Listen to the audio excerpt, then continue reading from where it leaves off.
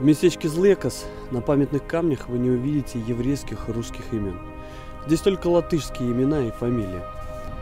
Трагедия Злекос не вписывается в официальную историю Латвии, где латышские легионеры Waffen-СС воевали якобы за независимость.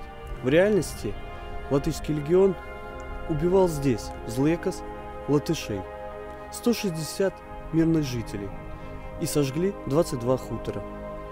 Латвийский антинацистский комитет выступал и выступает против шествия 16 марта.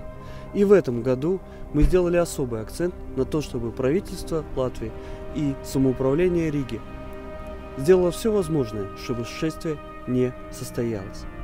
На наш взгляд, недопустимо сейчас разделение общества, а сплоченное общество должно быть основной задачей современного государства.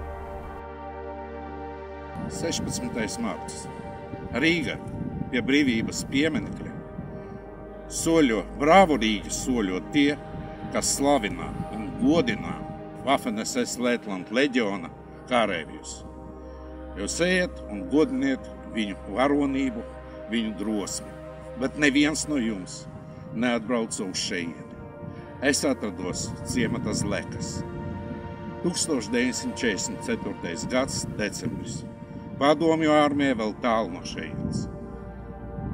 Bet šeit, kā jūs sakiet, drosmīgi aizstāv Kurzemes cietoksni, kā jūs mums stāstāt, 19. Waffen-SS leģiona divīzija.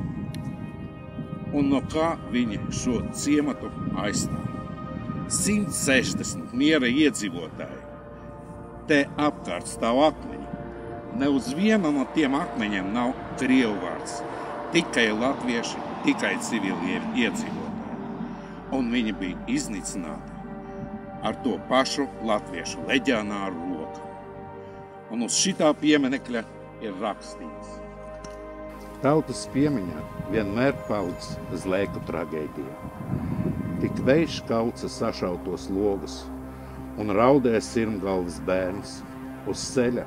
Baltajā sniega palika asiņu palts. Brauciet uz šejieni. Atcerieties tos, kas to padarīja, kas iznīcināja 160 Zlekas cemata civiliedzīvotājus.